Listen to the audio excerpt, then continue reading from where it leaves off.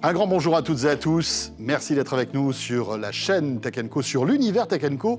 Que vous soyez sur la chaîne disponible sur les box Orange, SFR, Bouygues ou Free, que vous soyez sur la page YouTube ou que vous nous regardiez sur le site de Tech & Co, merci d'être là et bienvenue à vous toutes et à vous tous pour vos 26 minutes d'actu tech hebdomadaire. Avec au sommaire pour ce nouveau numéro de Tech Hebdo, eh bien, un petit baladeur qui va peut-être changer la vie des parents, mais surtout des enfants, à qui on va pouvoir raconter de belles histoires, tout ça en étant interactif. Ça s'appelle l'Uni. On découvre ça dans un instant. On s'intéressera aussi aux personnes en situation de handicap avec ces lunettes étonnantes développées par une start-up qui s'appelle Yes, des lunettes connectées pour parler avec les yeux. Et puis on terminera, puisque les vacances approchent, ça y est. Tiens, comment notre smartphone peut nous aider justement à bien préparer nos vacances. Eva Serrayol nous a sélectionné quelques petites applications comme il faut. Voilà, ça vous donne envie de rester avec nous. C'est le but du jeu. Merci d'être là. Bienvenue dans ce nouveau Tech Hebdo.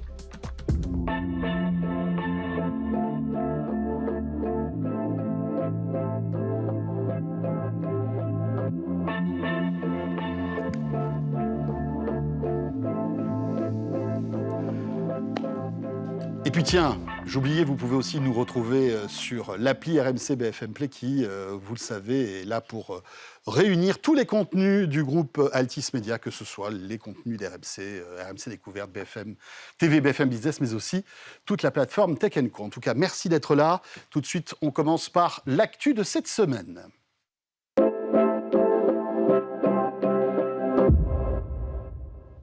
Et nous nous connectons tout de suite avec la rédaction de Tech & Co. Et Mélinda Davansoula, c'est avec nous. Salut Mélinda. Bonjour François. Ravi de te retrouver, ma chère Mélinda, pour s'intéresser un peu à l'actu de cette semaine. Et on va commencer par un produit qui me semble être l'un des coups de cœur, de tes coups de cœur.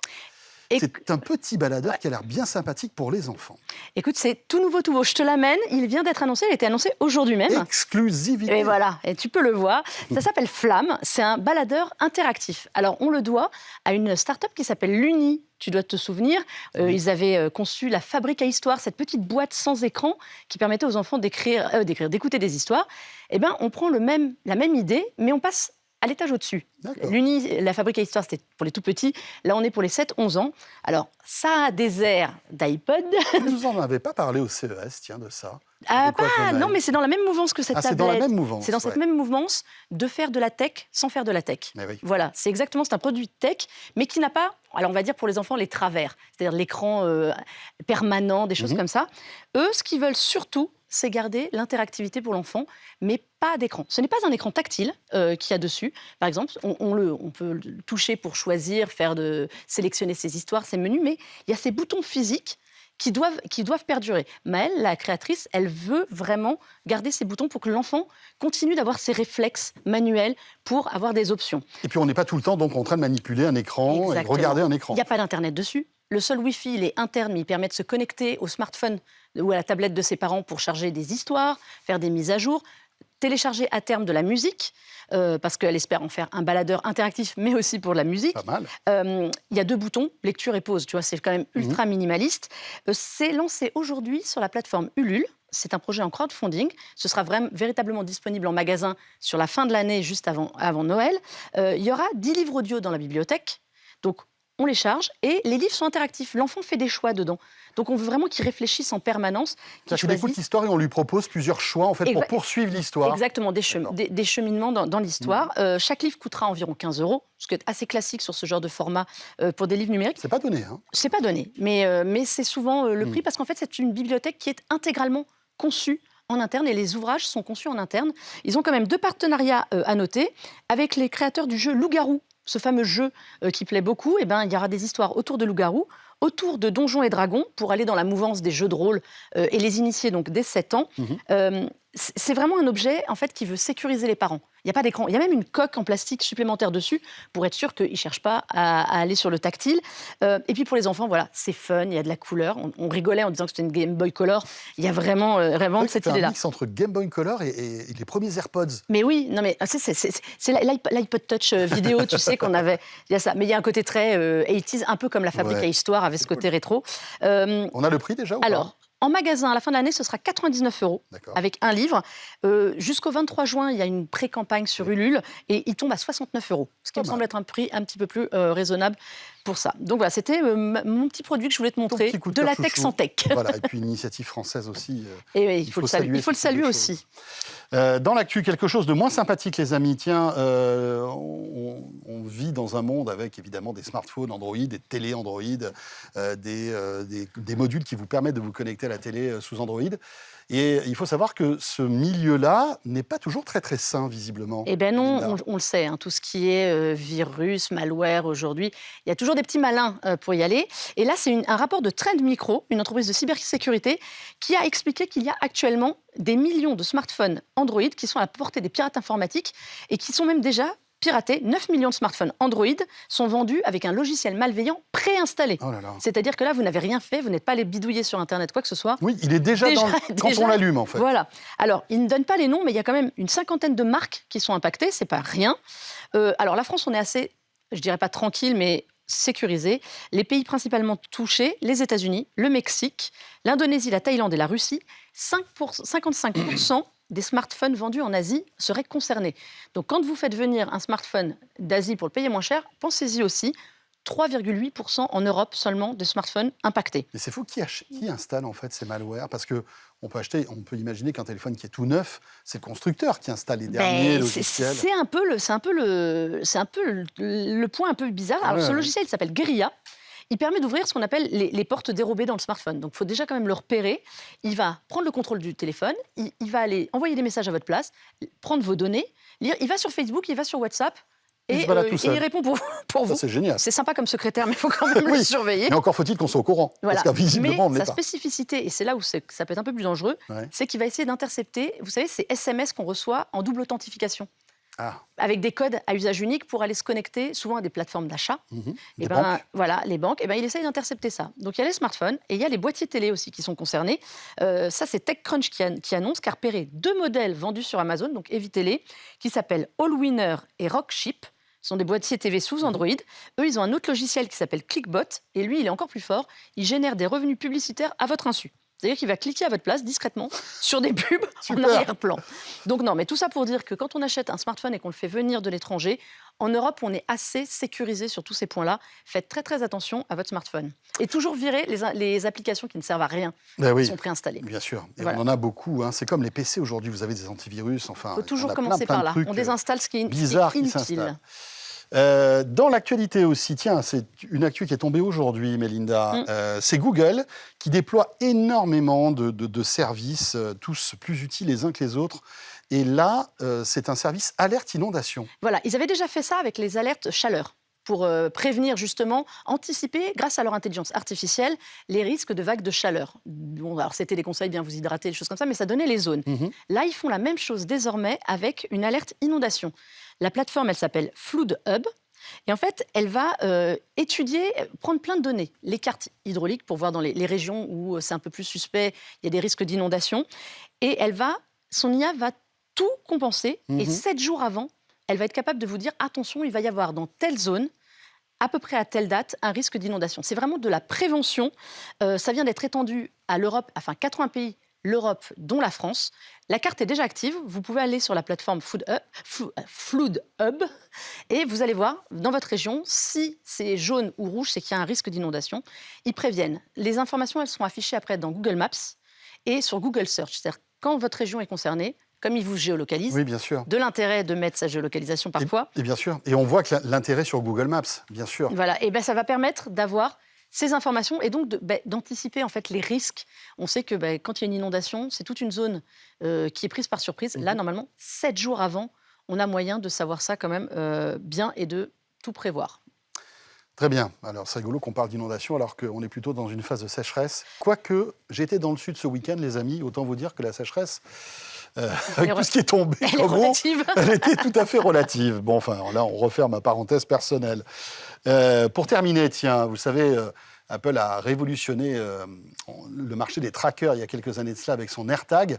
Et à chaque fois qu'on parle d'AirTag aujourd'hui, c'est finalement pour commenter des faits de société, parce que c'est un produit dont l'usage a été tellement détourné, Mélinda, que tous les jours, on a une nouvelle histoire concernant les AirTags. Alors c'est terrible parce que cette balise Bluetooth, le AirTag, c'est fait pour normalement être oublié. Enfin, oublié dans nos têtes. Et justement, ne pas oublier ni perdre nos affaires, les clés principalement, les sacs. Et on n'imagine pas l'imagination des gens justement pour détourner l'usage. Alors on connaît le tracking des personnes, donc vous pouvez être suivi par quelqu'un qui vous l'a glissé dans le sac. Les bagages, on s'en sert normalement pour les bagages, Ouais. pour éviter les volets. Là, il y a des parents qui ont trouvé une solution aux États-Unis. Ils le mettent sur leurs enfants, pas pour ne pas les perdre. C'est Ah pas bon? le but. Moi, je pensais que c'était pour C'est ça. pour mieux les retrouver C'est en pour mieux. permanence. C'est pour les géolocaliser. En fait, il y a des parents, ils ont trouvé des bracelets, ils mettent le tracker dedans, Ouais. et comme ça, ils suivent toute la journée leur enfant, s'il va bien à l'école. Alors, c'est pour des tout petits. Mais surtout, là où je trouve ça un petit peu plus horrible, et pourtant ils s'en vantent sur TikTok de faire des vidéos là-dessus, c'est qu'ils se servent de la fonction émettre un son pour retrouver le AirTag, Ouais. pour signaler à leur enfant que c'est l'heure de rentrer à la maison et que c'est l'heure d'aller manger. Donc, c'est un usage comme un autre. Pour 30 €, on peut quand même faire mieux On que dirait ça. un animal de compagnie, en C'est fait. absolument Mais c'est horrible. pareil. Non, mais c'est horrible, on est Ouais, d'accord. c'est vrai que c'est Tout pas ça terrible. pour... je veux bien croire qu'on l'accroche au sac de son enfant pour savoir Oui. où il est. Mais là, de l'exhiber fièrement au poignet en disant comme ça, mon enfant, comme un chien, va revenir, parce que c'est ça, je trouve ça assez horrible quand même. Ouais, c'est un peu bizarre. Mais ça coûte moins cher que les trackers pour enfants. C'est ça le Exactement. problème. C'est peut-être que les Exactement. trackers pour enfants, enfin les trackers, ce qui permet de suivre son enfant et d'être rassuré, est bien trop cher Oui, par parce que là, rapport il n'y a pas de GPS, l'autonomie, elle est immense. Il suffit que le tracker, en fait, passe à côté d'un iPhone Voilà. ou d'un Mac ou d'un iPad pour Mais voilà, se géolocaliser. Donc, la force du AirTag, c'est de s'appuyer sur tout l'existant ouais. pour L'écosystème borner en- Apple pour voilà, pouvoir borner. pour borner en permanence. Donc voilà, c'est horrible. Mais il y a quand même une fonction qui m'a échappé, il n'en parle pas, c'est que le AirTag, s'il n'est pas à côté de l'iPhone, il sonne en permanence. Mhm. Donc l'enfant, de toute façon, ça doit sonner en permanence avec lui. C'est vrai, c'est C'est bizarre. horrible. Ouais, ouais, ouais. Merci beaucoup, Mélinda, Eh pour ben, cette écoute, actu. Voilà, un peu de tout dans l'actu de cette semaine, donc Tech Hebdo, et vous restez avec nous. Tout de suite, nous allons découvrir Yes. Je ne sais pas si c'est comme ça qu'on prononce, en tout cas, on va poser la question à Maxime Loubard, qui me rejoint sur ce plateau.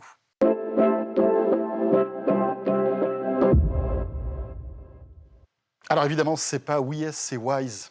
C'est beaucoup mieux quand on le prononce bien. Et c'est Maxime Loubard qui est avec nous. Bonjour Maxime. Bonjour. Vous êtes le cofondateur donc de cette start-up qui développe une technologie d'aide à la communication et à l'autonomie pour les personnes en situation de handicap. Voilà, on sait que c'est un marché qui est en pleine expansion. Hein. Aider les personnes qui sont en situation de handicap. On le voit, les smartphones aujourd'hui ont plein d'aides, plein de fonctions d'accessibilité qui permettent de faire des petits miracles. Qu'est-ce que vous avez développé chez Wise? Expliquez-nous. Alors avec Sarah Mougarbel et Pierre Jancovier, nous avons développé donc le projet Wise, qui est une paire de lunettes connectées qui va permettre, avec les yeux, de pouvoir contrôler des interfaces numériques. Donc ça peut être un ordinateur, un portable, une tablette, et ça va permettre de retrouver la communication avec les mouvements des yeux. Donc ça s'adresse à quelqu'un qui ne peut pas agir avec ses mains, Exactement. qui n'a que ses yeux pour interagir avec un objet tech, en quelque sorte. Comment ça marche? Expliquez-nous. Exactement. Mais on peut penser déjà, pour avoir l'image, à Stephen Hawking, Oui. le célèbre physicien qui a été atteint par la maladie de Charcot. Il y a d'autres pathologies, syndrome d'enfermement, des myopathies, beaucoup de maladies qui amènent à cet état-là, où en fait le corps est totalement paralysé. Parfois des Et accidents. graves exactement, ici. des accidents, des AVC aussi. Et l'esprit est enfermé dans le corps de la personne, alors qu'il est encore fonctionnel. Et donc la personne n'a plus aucun moyen de communiquer, sauf que ses yeux, magie, bougent encore, parce qu'ils sont reliés directement au cerveau et ce n'est pas les motoneurones qui sont atteints. Et en fait, avec les yeux, on va pouvoir faire certains mouvements qu'on va définir comme des commandes. Par exemple, on va dire le clignement de l'œil droit, ça va être pour sélectionner, à l'instar d'une souris sur un ordinateur. Et donc, quand je vais faire ce mouvement-là, sur mon ordinateur, ça va pouvoir sélectionner.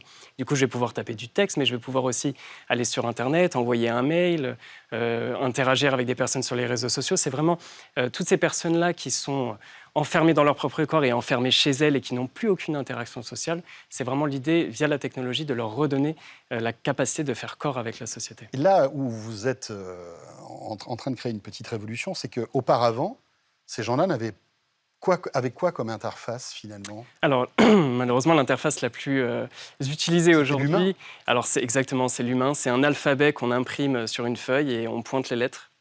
Et donc, il faut un aidant qui pointe les lettres. Et ensuite, on va cligner de l'œil ou faire un mouvement particulier c'est pour la terrible. sélectionner. Donc, il y avait un livre comme ça qui avait été écrit, Le scaphandre et le papillon. Oui, oui, oui. Justement, donc, on a cette image-là, ce film. Donc, c'est vraiment des personnes qui n'ont plus du tout aucune autonomie. L'ambition de Wise, avec notre paire de lunettes connectées, c'est de redonner cette autonomie. Donc aujourd'hui, c'est surtout permettre de communiquer. Ça peut être aussi permettre à une personne d'appeler quelqu'un à l'aide si jamais elle a une problématique, parce que comment vous appelez à l'aide quand vous êtes seul dans votre chambre. Ça peut être aussi, demain, des usages un peu plus poussés. Ça peut être, par exemple, de permettre à la personne de retrouver le chemin vers l'emploi. Parce que si jamais elle peut utiliser un ordinateur, envoyer des mails, etc., avec tout le télétravail aujourd'hui qui se fait, on pourrait même permettre à ces personnes, il ne faut pas oublier que le chômage touche 2 fois plus les personnes en situation de handicap que les personnes valides. Donc il y a vraiment beaucoup de potentialités avec ces technologies-là. Comment ça marche? Comment arrivez-vous à mettre ces capteurs dans les lunettes? Elles détectent quoi, en fait? Les clignements des yeux, l'œil qui bouge? Comment ça marche? Alors tout à la fois, c'est ça qui est super. C'est que il y a eu beaucoup d'années de R&D évidemment derrière ça, mais en fait l'ambition c'est de détecter tous les mouvements des yeux, que ce soit les yeux ou les muscles autour des yeux. Donc ça peut être un haussement de la joue, un haussement de sourcil, un clignement, un battement de cils, vraiment toutes ces choses-là. Tout ce qui va être volontaire. Donc en fait c'est des capteurs infrarouges qui vont tout détecter. Et ensuite on va être capable de voir les mouvements que la personne est vraiment capable de maîtriser, qui vont du coup pouvoir être différenciés des battements de cils naturels, des mouvements involontaires. Et ces mouvements que la personne est vraiment capable d'utiliser, c'est ensuite qu'on va les associer selon l'objet connecté. Tel mouvement, ça va faire telle chose, tel mouvement, telle chose, etc. Et donc, c'est comme ça qu'on peut utiliser tout un tas d'objets connectés. Il y a aussi de la domotique. On peut utiliser de la domotique avec les yeux. C'est vraiment... Il y a beaucoup de potentialités. Donc, ces lunettes qui existent déjà, elles sont fonctionnelles. Déjà. Il y a des patients qui la testent en ce moment. Oui. Alors, ça a été testé depuis toujours, parce qu'on a vraiment co-conçu cette solution. On fait partie un peu de cette mouvance qui veut mettre les patients et les structures dans la médicales, recherche. voilà, exactement, dans le développement du dispositif. Donc, ça a toujours été des navettes par itération comme ça. Et donc, aujourd'hui, elles sont fonctionnelles, elles sont commercialisées. Nous avons là un test grandeur nature donc avec des patients qui sont chez eux, qui ont acheté notre technologie et qui l'utilisent, et une structure médicale de l'ADAPI, donc, qui est une belle association aussi. Donc on les a équipés. Et donc là, on travaille avec eux pendant 3 mois pour s'assurer qu'en environnement, disons, normal et en situation réelle, tout fonctionne bien. Et après, ça ira vers une commercialisation plus importante et vers une internationalisation du dispositif. Techniquement, ça marche comment? C'est-à-dire que les lunettes sont connectées à quoi? Un smartphone qui après va piloter un PC? Ou par exemple, si je pilote un PC, les lunettes se connectent directement en Bluetooth au PC? Alors voilà, c'est par Bluetooth, c'est très simple. Le but, c'était que ça soit le plus simple possible et que ça soit surtout interopérable avec tout notre environnement déjà existant. On peut l'utiliser avec n'importe quelle marque d'ordinateur, n'importe quelle marque de portable, dès lors où il y a du Bluetooth.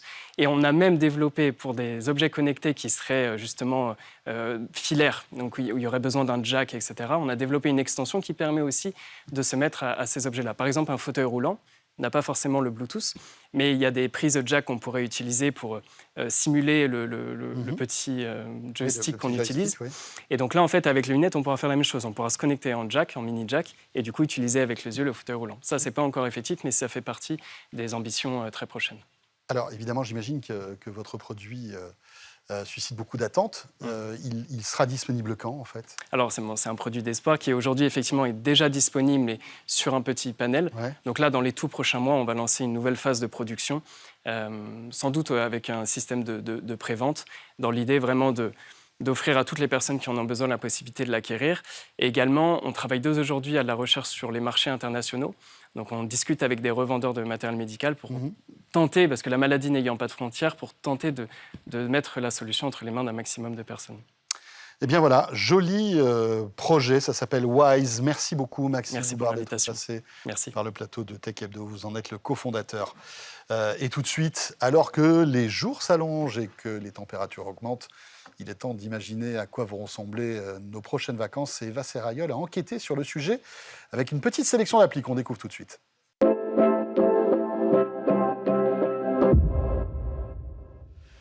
Petite sélection donc d'applis spéciales été, et c'est avec Eva Serrayol. Salut, c'est Eva, ravi de te retrouver. Bonjour François. Eva qui scrute les stores des smartphones pour nous retrouver la substantifique moelle, ma chère Eva, avec une belle petite sélection d'applis, justement pour préparer ses vacances. Exactement, l'été approche. Ouais. Donc il est temps peut-être pour ceux qui n'ont pas encore réservé de s'y mettre. Alors on commence avec une appli qui s'appelle Packer et qui est destinée à ceux qui, comme moi, ont fâcheusement tendance à oublier quelque chose quand ils partent en vacances. Donc si vous aussi, vous vous êtes déjà retrouvé à acheter une brosse à dents ou un adaptateur de prise électrique à l'aéroport ou à la gare, c'est votre appli. À 10 fois le prix, bien sûr. À 10 fois le prix, évidemment. J'ai 5 brosses à dents désormais. Fort, hein, bien entendu. Donc comme vous l'avez un peu compris, c'est une appli qui permet de faire des listes de rappels pour faire ses bagages. D'accord. Très pratique.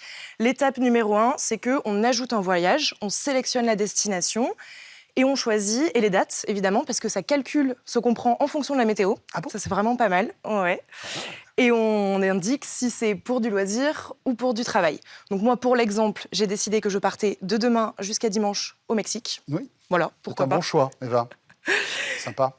C'est pas mal. Ouais. Malheureusement, je ne pars pas, mais l'appli m'avait aidé à faire ma valise, tout comme si je partais. D'accord.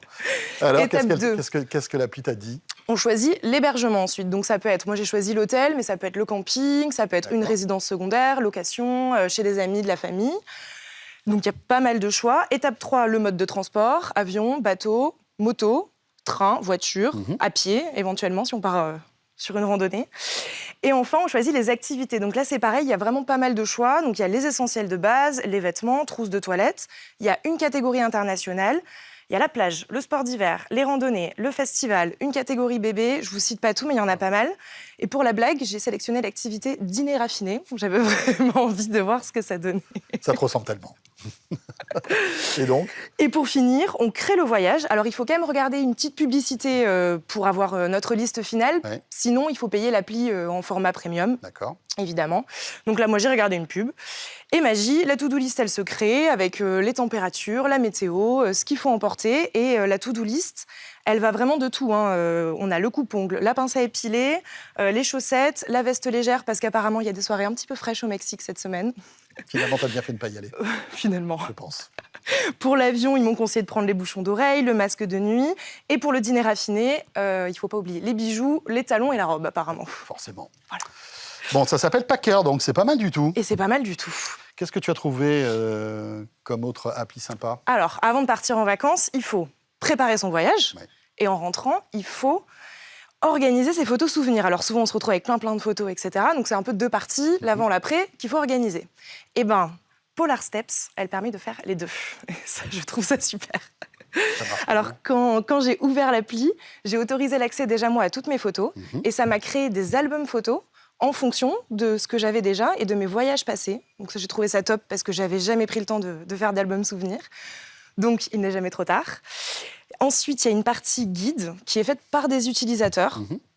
C'est beaucoup en anglais, par contre. Donc, si vous n'êtes pas bilingue, mais ça reste compréhensible et c'est vraiment pas mal.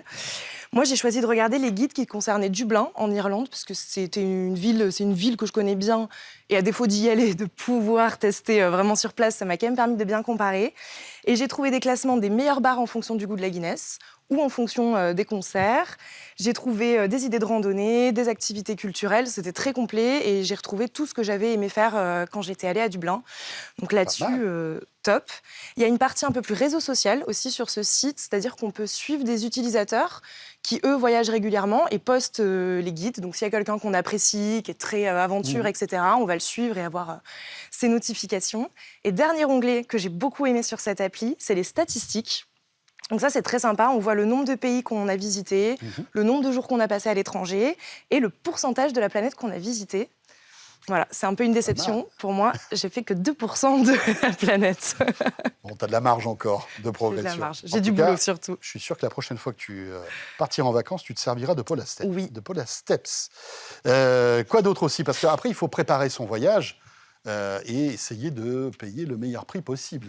Alors pour ça, j'ai trouvé Voyage Pirates. Ça fonctionne pour ceux qui connaissent un petit peu comme voyage privé, c'est-à-dire que ça nous permet de trouver les meilleurs prix ou d'avoir des bons plans ou une promo à un moment donné sur un voyage, vol, hôtel, etc. Alors à première vue, les prix sont très attractifs, mais ça peut vite monter dès qu'on change un peu les dates. Voilà, donc ça a été le petit malus. Une date, une semaine qui est à un prix top canon. Exactement. Et tu bouges la semaine d'avant ou la semaine d'après, alors là... Et avec des fois des horaires, par exemple, s'il y a l'avion qui est inclus, des horaires qui ne sont pas forcément avantageux, qui vont nous faire partir le soir, donc on perd une journée. On repart très tôt le matin. Exactement. Voilà. Et dès qu'on veut bouger un petit peu ça, les prix, ça remonte. Donc là-dessus, j'ai été un petit peu déçue, mais c'est souvent le cas de toutes ces applis qui proposent des réductions. Un autre point négatif pour Voyage Pirate, c'est qu'on ne peut pas réserver directement sur l'appli. Donc, quand on clique pour réserver notre voyage, ça nous envoie sur leur site, mais sur le site et on sort de l'appli, ce qui est quand même pas le plus pratique. En conclusion, quand même, pour cette appli, je passe vite dessus parce que j'étais un petit peu déçue, mais c'est pas à jeter. Il y a quand même certains petits bons plans et il faut pas hésiter à chercher uniquement, par exemple, pour les hôtels ou pour les vols. Et là, on peut avoir des bons plans si on est flexible sur ces dates. Voilà. Est-ce que tu as un chien ou un chat, Eva? Moi, j'ai un chat. Ah ben voilà, donc je comprends mieux maintenant pourquoi tu nous as trouvé Bring Fido. Exactement. Alors le nom, il dit pas tout, mais c'est une appli qui permet d'amener son chien avec soi en vacances et donc de trouver des endroits qui soient dog-friendly, donc qui acceptent les chiens. C'est que les chiens. Et pas cat-friendly, pas encore. D'accord. Pas encore. Pourtant, je rêve d'amener mon chat en laisse, mais toujours pas. Ça Dans ton viendra. dîner raffiné, ça peut faire très classe. Exactement. Ça peut faire très bien, vraiment. Alors, Bring Fido, quand on l'ouvre, on rentre une destination. Alors, dans mon délire de voyager sans voyager, j'ai choisi Tokyo. On choisit entre plusieurs catégories, soit les logements, soit les activités, soit les événements, soit les restaurants. Donc ça permet de faire en fonction de ce qu'on recherche. Et donc par exemple pour Tokyo, j'ai trouvé une liste de tous les parcs à chiens de la ville, avec des petites activités, des restaurants qui acceptent les chiens. Le bémol de cette appli, même si je trouve que l'idée est fabuleuse et qu'il faudrait peut-être la développer un petit peu plus, c'est que j'ai l'impression qu'il compte beaucoup sur les utilisateurs, un peu comme pour Polar Steps, pour créer... Donc c'est communautaire en fait. Exactement. Et je pense qu'il n'y a pas encore une grosse communauté, mais ça gagnerait peut-être à être connu pour les personnes qui ne veulent pas laisser leurs petits compagnons à la maison pendant les vacances. Voilà, ça s'appelle Bring Fido. Merci beaucoup Eva. C'est cool tout ça, ça donne envie de partir en vacances. Et puis la prochaine fois, tu nous donneras une petite sélection d'applis à utiliser pendant Exactement. les vacances. Parce que maintenant, on n'a plus aucun reproche à avoir. On est prêt. On est prêt à sait comment partir, préparer. on réserve tout. Et la prochaine fois, je vous dis quoi utiliser pendant les vacances. Avec plaisir Eva, merci en tout cas. Et c'est avec Eva que se termine ce Tech Hebdo. Merci de nous avoir suivis encore une fois cette semaine. On se retrouve bien sûr lundi prochain, Tech Hebdo, vos 26 minutes d'actu tech hebdomadaire sur la chaîne Tech & Co. À très très vite.